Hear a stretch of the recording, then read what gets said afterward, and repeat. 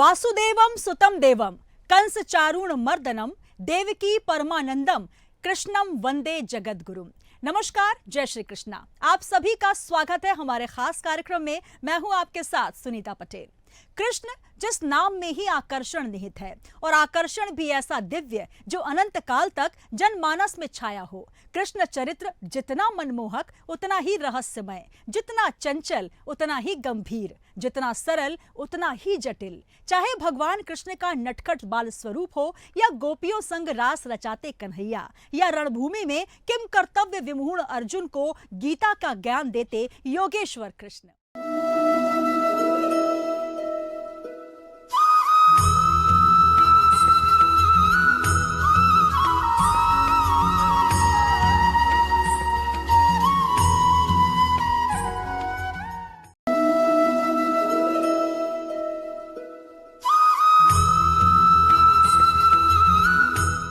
गीता के 18 अध्याय जिसमें समाया है जीवन का सार। मैनेजमेंट मास्टर कहें या जगत गुरु, गिरधारी कहें या रणछोड़, भगवान कृष्ण के जितने नाम उतनी ही कहानियां। जीवन जीने के तरीके को अगर किसी ने परिभाषित किया है तो वो है श्री कृष्ण।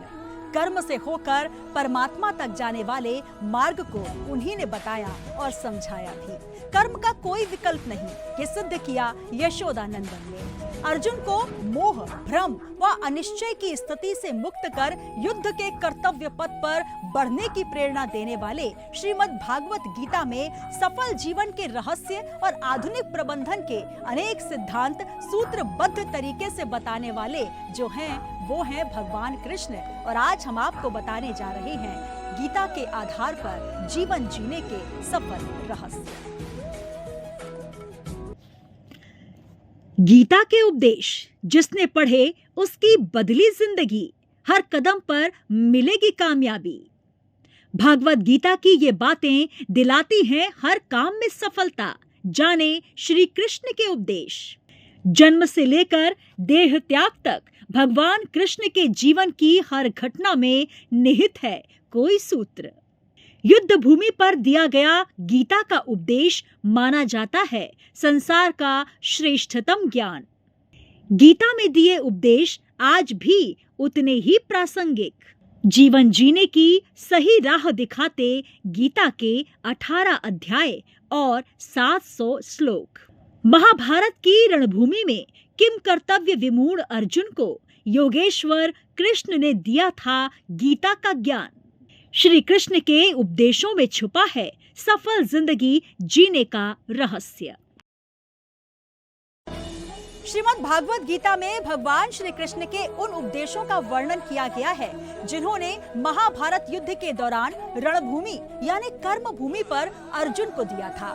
और ये सिर्फ अर्जुन के लिए नहीं अपितु संपूर्ण मानव जाति के लिए चिरकाल तक शाश्वत है।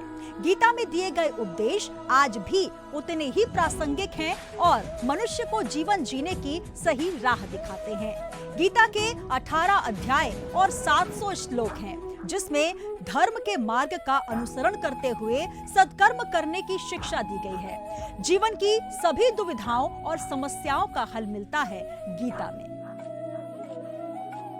माना जाता है कि गीता की इन बातों का अनुसरण करने से जीवन बदल जाता है और व्यक्ति को हर काम में सफलता मिलती है। तो आइए जानते हैं श्रीमद् भागवत गीता की उन बातों के बारे में जो भगवान श्री कृष्ण ने रणभूमि में हताश और निराश अर्जुन को दिए थे, जिन्हें अपनाकर कोई भी जीवन के द्वंद्व युद्ध में विजय हासिल कर सकता है। श्रीमद् भागवत गीता की बातों को अपनाने से जीवन सुधरने लगता है और इसका अनुसरण करने मात्र से व्यक्ति के अंदर से ईर्ष्या की भावना खत्म हो जाती है और इस नश्वर जीवन में इंसान अनासक्त होकर जीते हुए परमानंद को प्राप्त कर सकता है।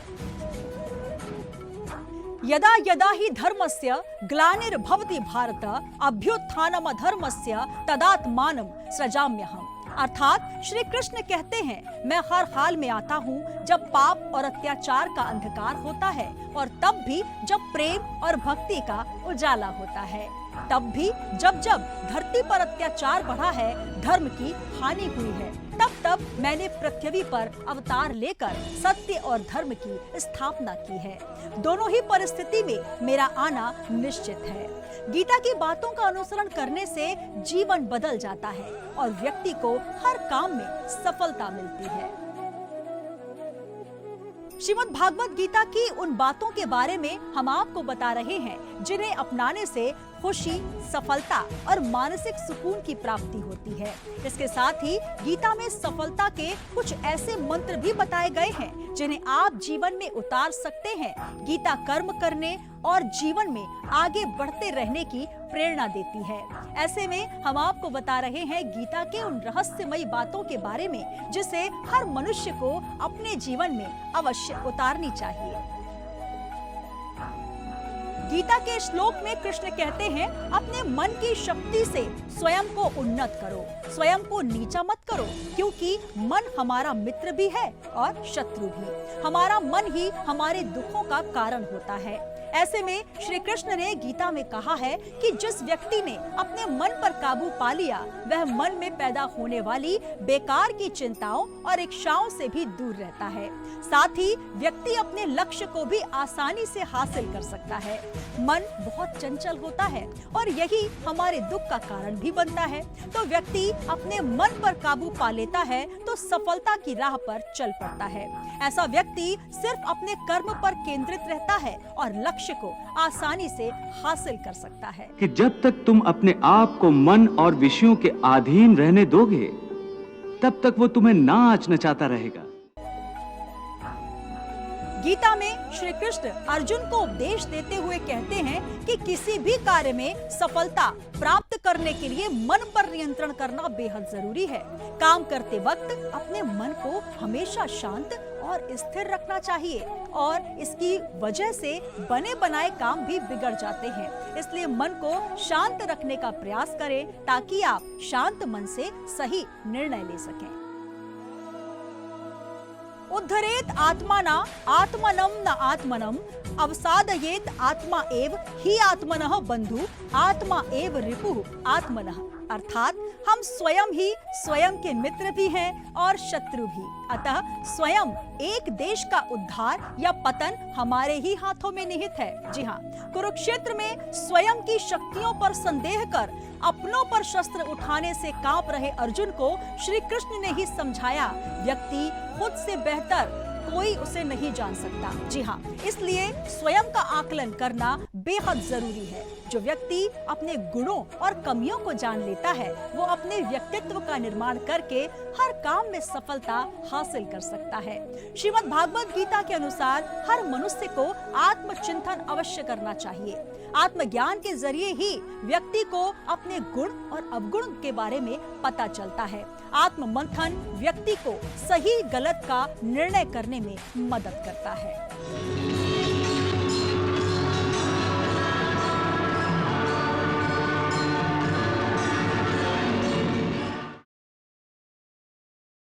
भगवत गीता के अनुसार किसी भी व्यक्ति को खुद से बेहतर कोई नहीं जान सकता। इसलिए स्वयं का आकलन करें। हम लोगों को हमेशा ये लगता है कि ये काम वो कर सकता है, हम नहीं कर सकते। जो दूसरा कर सकता है वो हम कैसे करें। जी हाँ, गीता के अनुसार जो भी व्यक्ति अपने गुणों और कमियों को जान और समझ लेता है, वो अपने व्यक्तित्व का निर्माण हर काम में सफलता प्राप्त करने के लिए कर सकता है। इसलिए कुछ समय अकेले रहकर अपना आकलन और आत्म मंथन जरूर करें या फिर सही गुरु से सही और उचित मार्गदर्शन प्राप्त करें। क्रोधात् भवति सम्मोहः सम्मोहात् स्मृति विभ्रमः स्मृति भ्रंशात् बुद्धिनाशो बुद्धिनाशात् प्रणश्यति। गीता के अध्याय 2 के श्लोक 63 में ये कहा गया है कि क्रोध से मोह उत्पन्न होता है, मोह से स्मृति का भ्रम हो जाता है, फिर बुद्धि का नाश हो जाता है। जी हाँ, इससे पूर्ण नाश होता है और क्रोध विनाश का प्रमुख कारण है। क्रोध में व्यक्ति नियंत्रण खो बैठता है और आवेश में आकर गलत निर्णय करता है। यहाँ तक कि कभी-कभी गुस्से में व्यक्ति खुद को आहत भी कर बैठता है। गीता में श्री कृष्ण ने बताया है कि क्रोध को खुद पर हावी नहीं होने देना चाहिए। यदि गुस्सा आए तो स्वयं को शांत रखने का प्रयास करें।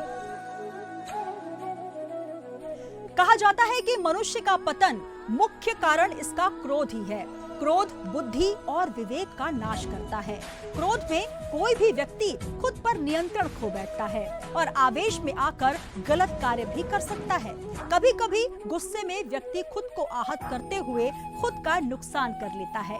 इसलिए क्रोध को कभी भी खुद पर हावी ना होने दें। गीता में श्री कृष्ण ने अर्जुन को बताया कि यदि गुस्सा आए तो स्वयं को शांत करें और फिर निर्णय लें। भी व्यक्ति खुद पर नियंत्रण खो बैठता है और आवेश में आकर गलत कार्य भी कर सकता है। कभी कभी गुस्से में व्यक्ति खुद को आहत करते हुए खुद का नुकसान कर लेता है। इसलिए क्रोध को कभी भी खुद पर हावी ना होने दें। गीता में श्री कृष्ण ने अर्जुन को बताया कि यदि गुस्सा आए तो स्वयं को शांत करें और फिर निर्णय लें।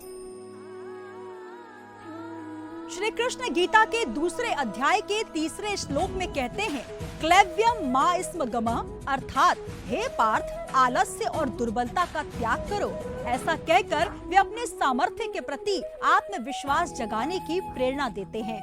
आगे श्री कृष्ण ये भी कहते हैं, क्षुद्रम हृदय दौर्बल्यम विक्लोतिष्ठ परम तप, यानी हृदय में व्याप्त तुक्ष दुर्बलता को त्यागे बिना सफलता के सोपानों पर पग रखना संभव नहीं है। श्री कृष्ण ने गीता में ये भी बताया कि आलस्य मनुष्य का सबसे बड़ा शत्रु है, यानी नियत कार्य को उसके करने योग्य सही समय पर ना करके उसे बहाने बनाकर टालना जीवन में पतन का सबसे बड़ा कारण बन सकता है, क्योंकि अवसर बार बार किस्मत का दरवाजा नहीं खटखटाते। हो निर्लिप्त जो कर्म का योगाचरण करे इन इंद्रियों द्वारा। श्री कृष्ण कह रहे हैं कि हे अर्जुन, इस विषम अवसर पर तुम्हें ये कायरता कहाँ से प्राप्त हुई जिसका कि श्रेष्ठ पुरुष सेवन नहीं करते, जो ना तो स्वर्ग यानी सुख देती है और ना ही कीर्ति देती है। हे अर्जुन, इस नपुंसकता को मत प्राप्त करो, क्योंकि ये उचित नहीं। हृदय की इस तुक्ष दुर्बलता को त्याग कर युद्ध करने के लिए यानी कर्म के पथ पर आगे बढ़ो और खड़े होकर युद्ध लड़ो। श्रेष्ठ पुरुष ऐसे ही आचरण करते हैं। वे बहानेबाजी नहीं करते और आलसी आदमी सदा बहाने ही खोजता रहता है। जैसे श्री कृष्ण अर्जुन को बता रहे हैं कि मोह ममता उसमें जाग गई है और यही वजह है कि आलस्य और मोह के मद में इंसान भी सब कुछ जानता हुआ भी गलतियां करता है। वो कारण ढूंढता है और कार्य को उचित समय पर ना करने के लिए, और इसी वजह से ना वो सुख की शांति की प्राप्ति करता है और ना ही उसकी समाज में कोई प्रशंसा होती है। तो अपने जो नियत कार्य हैं वे उसी समय पर करने चाहिए, बहाने नहीं खोजने चाहिए, और यही सफलता का मूल मंत्र है। कर्मण्येवाधिकारस्ते मा फलेषु कदाचन मा कर्म फल हेतुर्भूर्मा ते संगोत्स्त कर्मणि। अर्थात गीता में श्री कृष्ण कह रहे हैं, मनुष्य को फल की इच्छा छोड़कर कर्म पर ध्यान देना चाहिए। मनुष्य जैसा कर्म करता है उसे फल भी उसी के अनुसार प्राप्त होता है। इसलिए व्यक्ति को अच्छे कर्म करते रहने चाहिए। श्रीमद् भागवत गीता के अनुसार हमें कोई भी कर्म बिना फल की इच्छा के ही करना चाहिए। क्या तुम बता सकते हो कि पिछले जन्म में तुम्हारे किस रिश्तेदार ने तुम्हारे लिए कितना विलाप किया था? अगर किसी कार्य में सफलता प्राप्त करना चाहते हैं तो सिर्फ और सिर्फ अपने कर्मों पर ही ध्यान केंद्रित करें। मन में कोई भी अन्य विचार आपको अपने लक्ष्य से भटका सकता है। महाभारत सिर्फ धर्म युद्ध ही नहीं बल्कि कर्तव्य गाथा भी है। इसमें गीता का ज्ञान मोह और अज्ञान से ग्रस्त मानव को जीवन में कर्तव्य की सर्वोच्चता का बोध करवाता है। भगवान श्री कृष्ण ने अर्जुन को सन्यासी बनने का उपदेश नहीं दिया, बल्कि मन से सन्यासी बनने को कह रहे हैं। अधिक लगाव बन जाता है असफलता का कारण। जी हाँ, श्रीमद् भागवत गीता के अध्याय 2 श्लोक 62 में भगवान श्री कृष्ण अर्जुन से कहते हैं, इंद्रिय विषयों का निरंतर चिंतन करने से मनुष्य में उनमें आसक्ति उत्पन्न करती है और आसक्ति से उन्हें प्राप्त करने की इच्छा उत्पन्न होती है।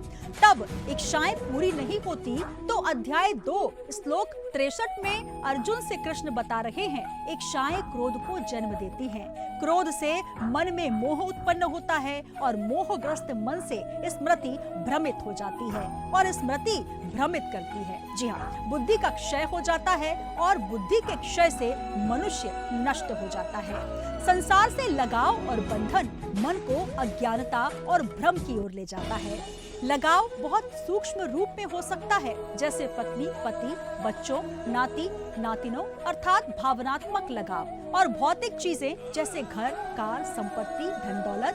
तो गीता में श्री कृष्ण बता रहे हैं, मनुष्य को किसी भी वस्तु के प्रति अत्यधिक लगाव नहीं रखना चाहिए, अर्थात ये लगाव ही मनुष्य के दुख और असफलता का कारण बन सकता है।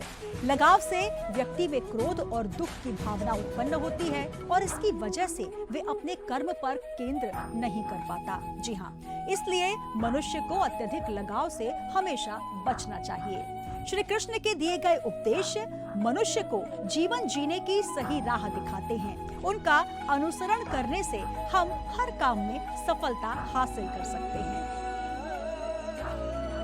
तो गीता के जीवन दर्शन के अनुसार मनुष्य महान और अमर है, असीम शक्तियों का भंडार है। गीता को संजीवनी विद्या भी कहा गया है। जी हाँ, भगवान श्री कृष्ण ने अर्जुन के माध्यम से संसार को गीता का उपदेश दिया था। कृष्ण ने अर्जुन को गीता का पाठ तब पढ़ाया था जब उनके कदम महाभारत युद्ध की युद्ध भूमि में डगमगाने लगे थे। श्री कृष्ण के उपदेशों को सुनकर अर्जुन अपने लक्ष्य को पूरा करने की ओर अग्रसर हुए। कहा जाता है, गीता में जीवन की हर परेशानी का हल निहित है। गीता में कही गई श्री कृष्ण की बातें आज भी जीवन में आगे बढ़ते रहने की प्रेरणा देती हैं। तो हमें उम्मीद है कि आप भी गीता के इन श्लोकों का स्मरण करेंगे और अपने जीवन में हमेशा सफलता की ओर अग्रसर होंगे। मुझे दीजिए इजाजत। नमस्कार।